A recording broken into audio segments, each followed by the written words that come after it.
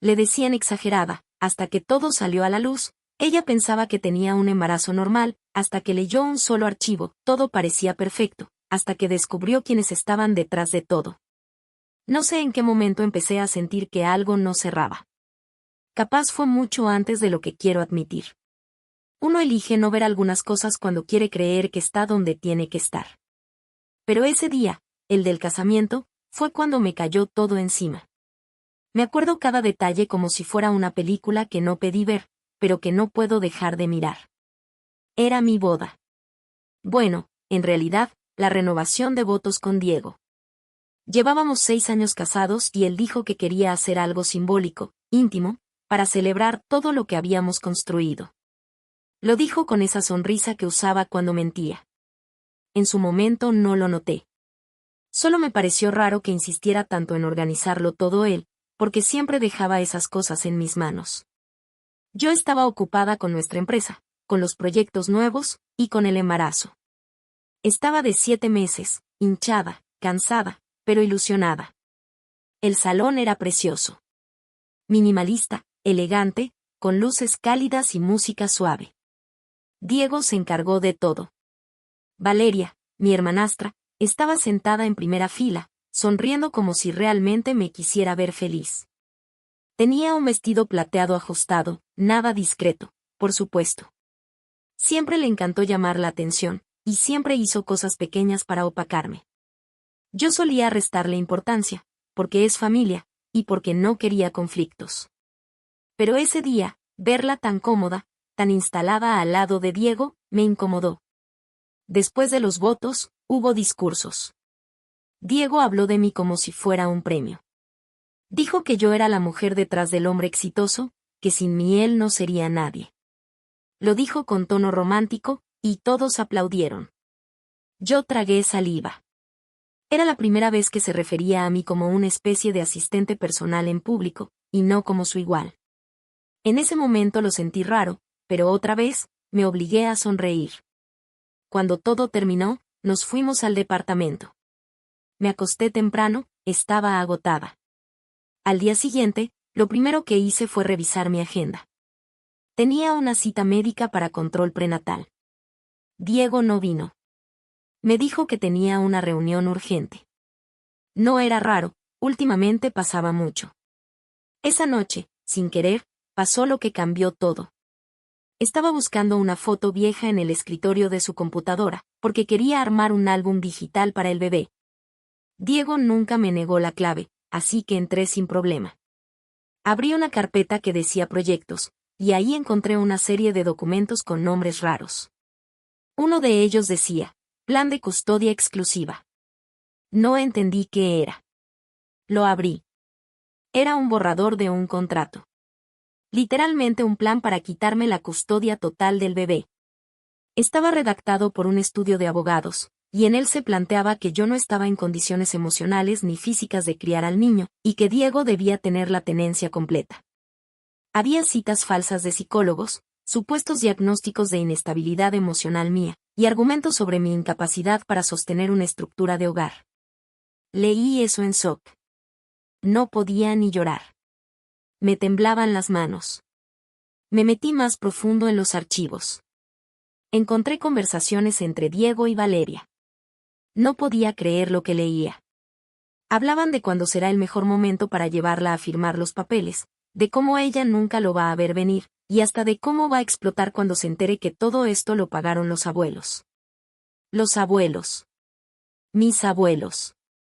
Los que me criaron desde que murió mi mamá, los que me ayudaron a pagar mi primera carrera, los que supuestamente me amaban. Estaban metidos también.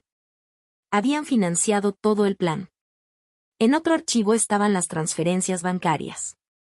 Grandes montos dirigidos al estudio jurídico. Con nombre y apellido. Apagué la computadora. Me metí al baño y vomité. Sentí que todo se desmoronaba. No podía pensar en qué hacer. El bebé se movía dentro mío como si también estuviera incómodo con lo que pasaba.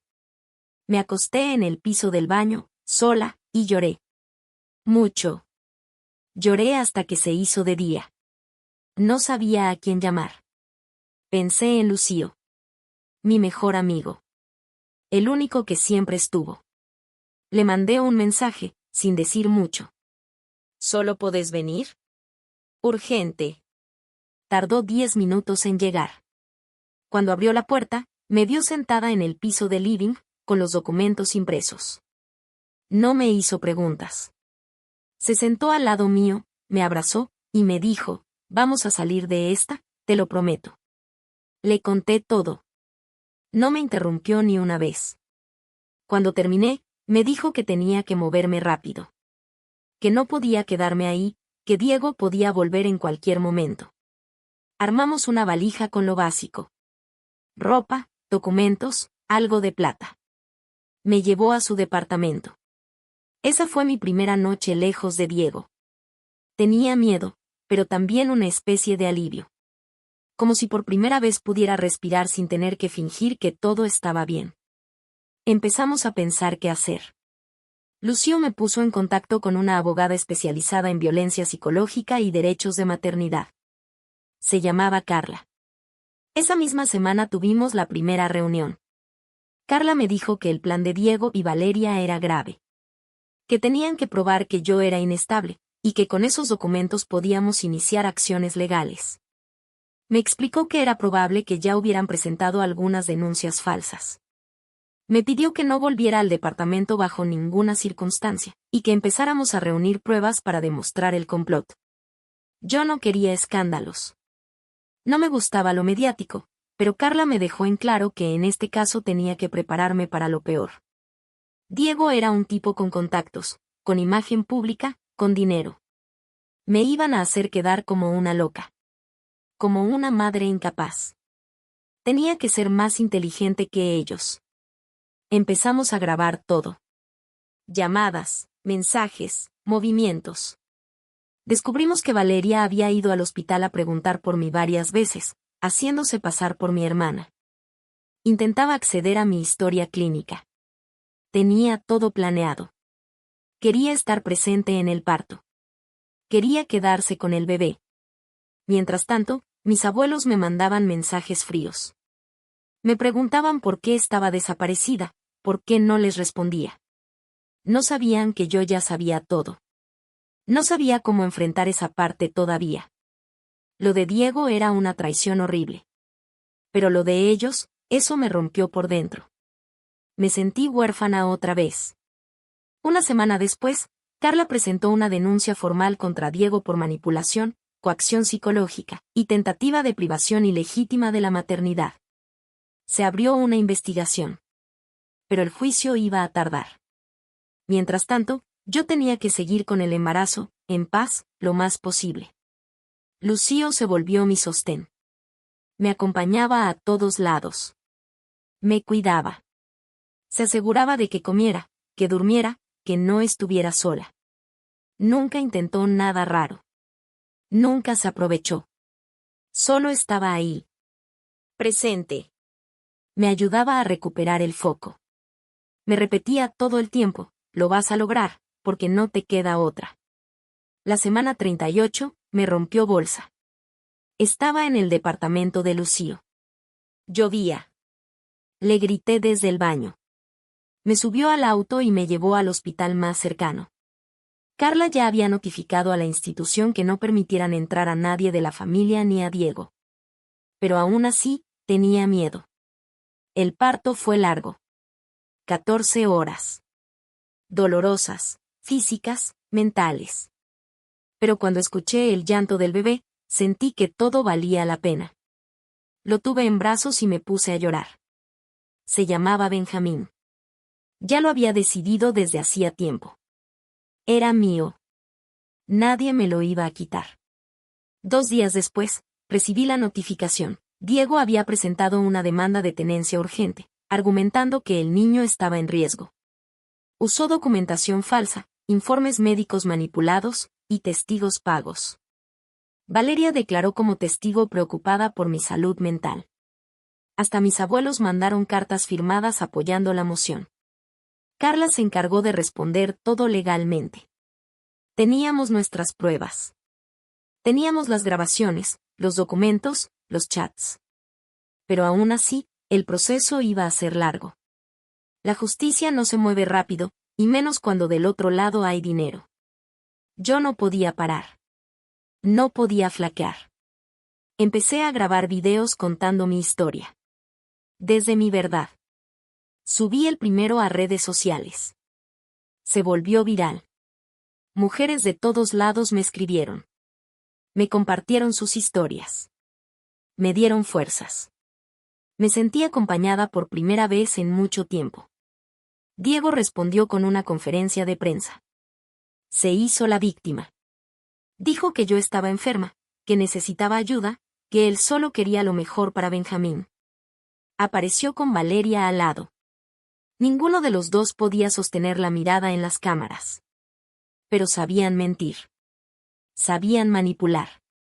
A mí ya no me importaba. Me estaban obligando a pelear en público, y lo iba a hacer. Sin vergüenza. Sin miedo. Por mí, y por mi hijo. Ese fue el comienzo. El momento en que dejé de esperar que alguien me salvara, y empecé a salvarme sola. Nunca imaginé que iba a tener que exponer mi vida para que me creyeran. Nunca pensé que iba a tener que defender mi derecho a ser madre como si fuera algo opcional. Pero ahí estaba, en medio de una batalla legal, mediática, emocional, con un bebé recién nacido y sin tiempo para pensar en lo que había perdido. Solo podía pensar en no perderlo a él. Los primeros días después del parto fueron un caos. Benjamín lloraba mucho. Yo no dormía. No comía. Me pasaba la noche con él en brazos, pensando qué más podía hacer para protegerlo. Carla me decía que las pruebas eran sólidas, pero que la defensa de Diego estaba jugando sucio. Estaban usando cada grieta posible, cada vacío legal. Él quería sacarme a mi hijo y borrarme del mapa. Como si yo no existiera. Como si yo fuera una incubadora con fecha de vencimiento. Diego me mandó una carta documento donde me exigía colaboración para garantizar el bienestar del menor. Lo decía así, con esas palabras frías, como si yo fuera una amenaza.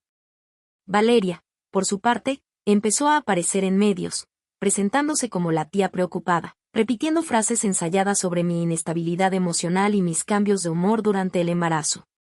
La primera audiencia fue 2 semanas después del nacimiento. Yo estaba destruida. Dormía de a ratos, me alimentaba por obligación, y tenía el corazón lleno de rabia. Lucio me acompañó. Se sentó al lado mío en la sala, en silencio, pero yo sentía su apoyo como si me estuviera sosteniendo todo el cuerpo. Diego se presentó con traje caro y sonrisa falsa.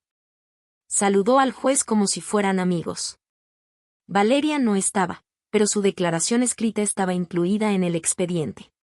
Mi abogada expuso las pruebas, los chats, los documentos, los audios, las grabaciones, los intentos de acceso ilegal al hospital.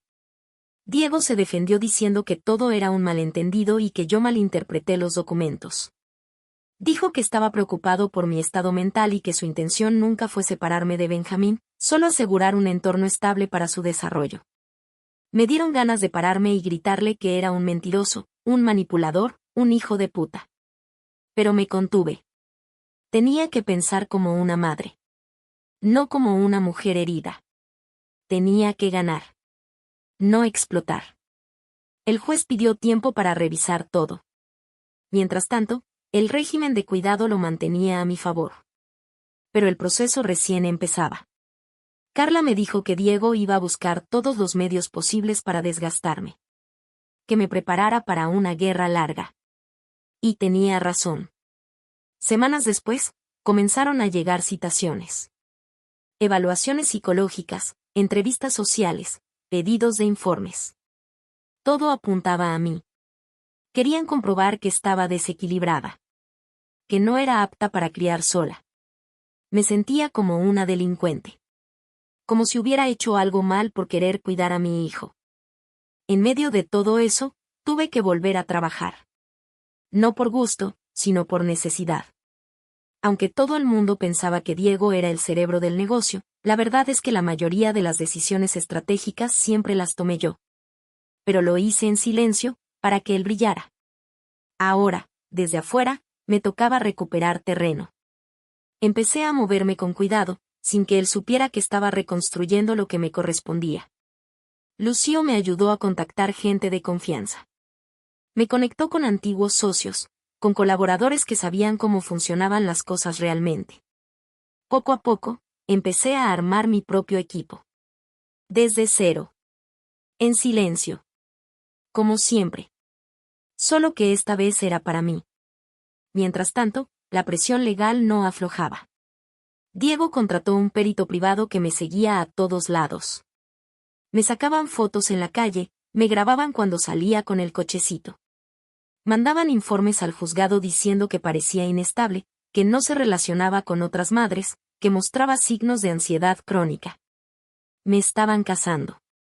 Como si buscaran el mínimo error para usarlo en mi contra. Y no fue solo eso. Empezaron a llamarme periodistas.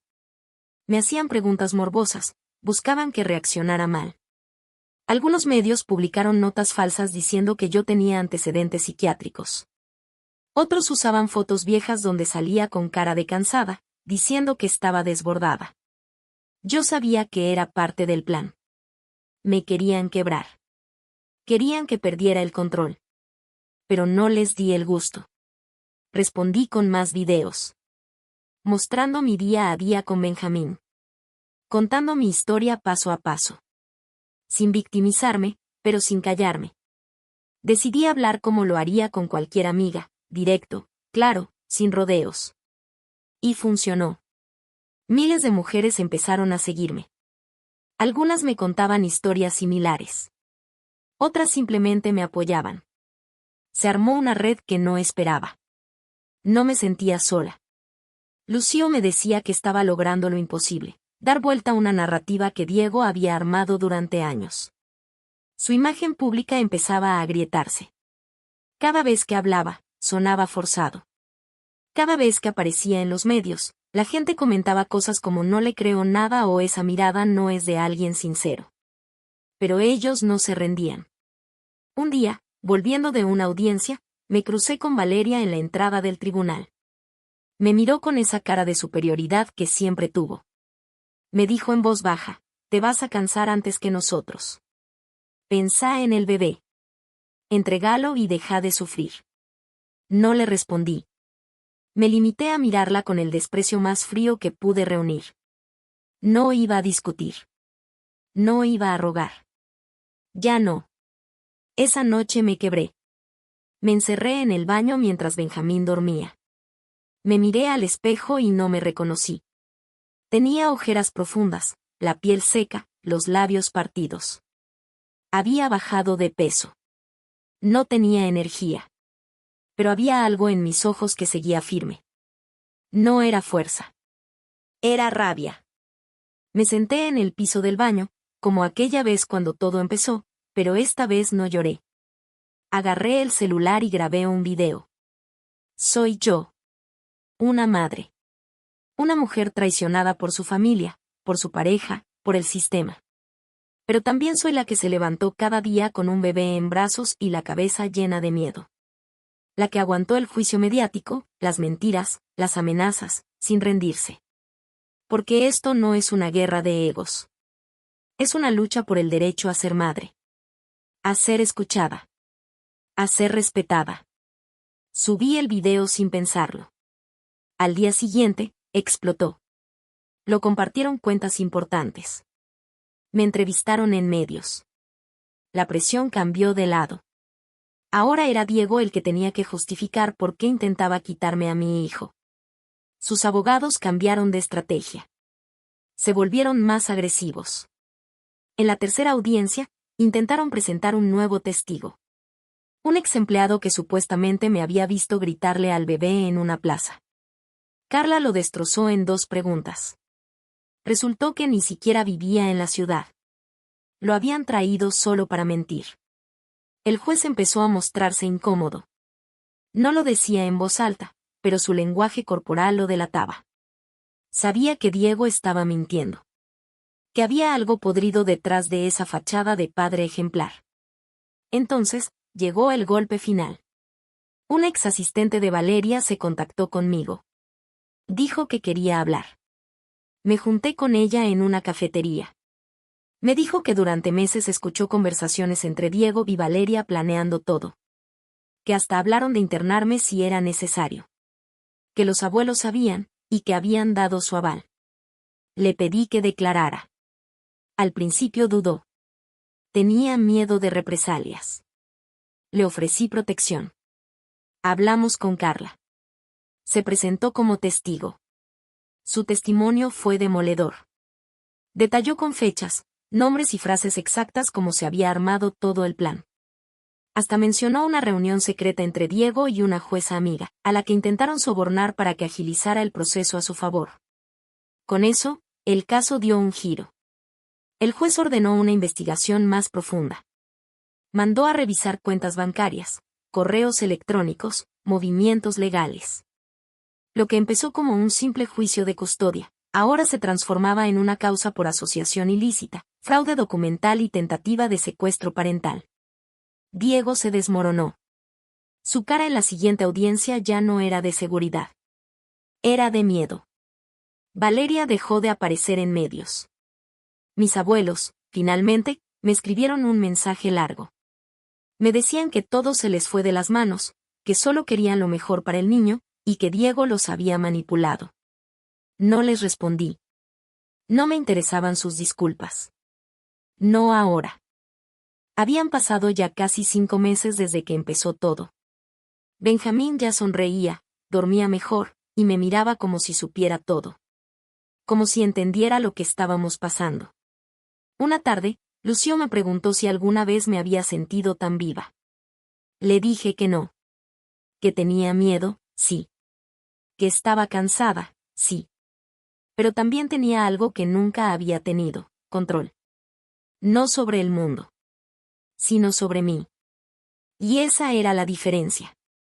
Cuando el juez ordenó la investigación formal por fraude y asociación ilícita, todo se aceleró.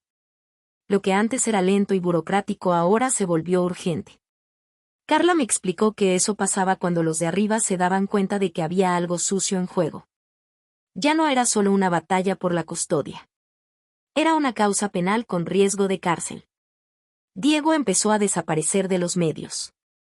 Ya no salía a dar declaraciones ni posteaba fotos falsas con frases familiares. Valeria, por su parte, cerró sus redes sociales y dejó de aparecer en todas esas revistas donde solía mostrarse como una influencer sin talento. No sé si les dio miedo o si simplemente sabían que ya no podían sostener la farsa. Yo ya no me escondía. Al contrario, me mostraba más. No por orgullo, sino por necesidad. La visibilidad me protegía. Los meses siguientes fueron intensos. Las pericias confirmaron que muchos de los informes médicos presentados por Diego eran falsos. Los firmantes no existían. Las licencias eran truchas. Hasta algunos testigos confesaron que les habían ofrecido plata para declarar en mi contra. Carla recopiló todo y lo presentó en el juzgado. El fiscal pidió medidas cautelares. A Diego le prohibieron acercarse a mí y a Benjamín. También le bloquearon las cuentas y le allanaron la casa. Encontraron documentos escondidos en una caja fuerte. Más pruebas de que había armado todo junto con Valeria, según lo que apareció ahí, incluso con ayuda de un abogado que trabajaba en la misma fiscalía. Esa parte se investigó por separado. En casa, las cosas empezaban a calmarse. Benjamín crecía sano. Aprendía a dormir de nuevo, aunque nunca fue del todo profundo. El miedo de que alguien intentara algo seguía ahí, como un ruido de fondo. Pero era manejable. Vivía con Lucio y con una rutina bastante estable. Había dejado de sentirme una sombra. El negocio que empecé también creció. Armé una consultora propia. Pequeña, pero sólida. No quería competir con Diego. Quería que él desapareciera de mi mapa. Yo ya no trabajaba para él ni para nadie más que para mí. Recibí apoyo de mujeres que habían pasado por cosas parecidas. Gente que me contrataba no solo por mi experiencia, sino porque les inspiraba confianza. No por ser perfecta, sino por haber pasado por el barro y seguir de pie. Mis abuelos me llamaron un par de veces. No atendí. Mandaron cartas, correos. Decían que querían hablar. No sabían cómo. Yo no tenía ganas de enseñarles. Ya no. Una mañana de octubre, Carla me llamó temprano. Me dijo que Diego había aceptado un acuerdo. Que quería evitar el juicio oral. Que estaba dispuesto a firmar la renuncia a cualquier reclamo de custodia. A cambio, pedía que no se avanzara con las otras causas. Le dije que no. Que no quería acuerdos. Que él había intentado destruirme. Que no era solo un tema de maternidad. Que me había querido robar mi vida. Pero Carla me explicó que el sistema no siempre castiga a los culpables como uno espera. Que si él se rendía, lo más importante se lograba. Yo mantenía la custodia plena, y podía vivir tranquila. Lo pensé toda la noche. No dormí. Al día siguiente, acepté. Firmamos todo en tribunales, en una sala privada. Él no me miró a los ojos. Firmó sin decir una palabra. Tenía la barba crecida, la mirada perdida, y el orgullo hecho trizas. Me imaginé que en su cabeza todavía se sentía la víctima. No me importaba. Cuando salimos de esa sala, Carla me abrazó. Me dijo, ganaste. Yo no sentí que había ganado. Sentí que había sobrevivido. La noticia se hizo pública a las pocas horas. Los medios replicaron el fallo. Algunos lo titularon como final feliz. Otros se centraron en los delitos de Diego. Nadie nombró a Valeria, pero yo sabía que era cuestión de tiempo. Una semana después, el colegio de abogados suspendió a su cómplice, y la investigación sobre ella quedó abierta. Lucio me propuso hacer una conferencia de prensa para cerrar el tema. Yo dudé. No quería quedar pegada a la imagen de víctima para siempre. Pero también sabía que era importante dejar en claro lo que había pasado. No por mí. Por otras mujeres. Esa conferencia fue en una sala chica, sencilla. Nada de cámaras grandes ni discursos ensayados. Solo mi voz, mi historia, y un par de periodistas que realmente querían entender. Hablé claro. Conté todo desde el principio. Desde el salón de bodas hasta la firma del acuerdo. Sin lágrimas, sin gritos. Solo la verdad. Cuando terminé, una periodista me preguntó qué era lo más difícil de todo. Le dije, confiar. Porque me destruyeron desde adentro. Me traicionaron los que yo creía que eran mi familia.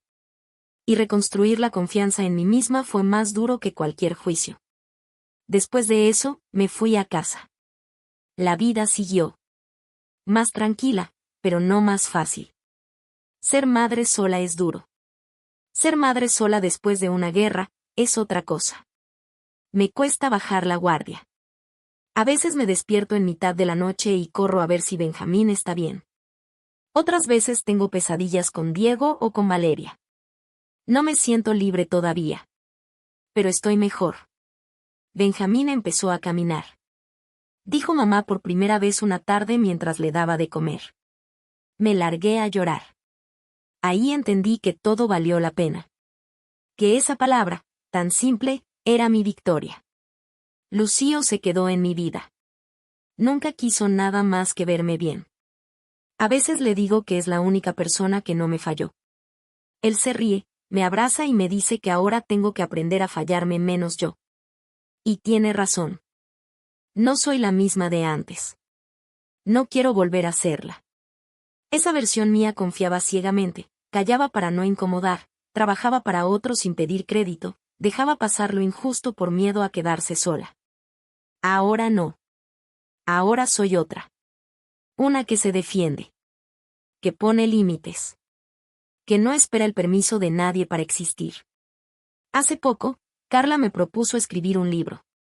Me reí. Le dije que yo no era escritora. Me dijo que no importa. Que tengo una historia que puede salvar a otras. Quizás lo haga. No sé.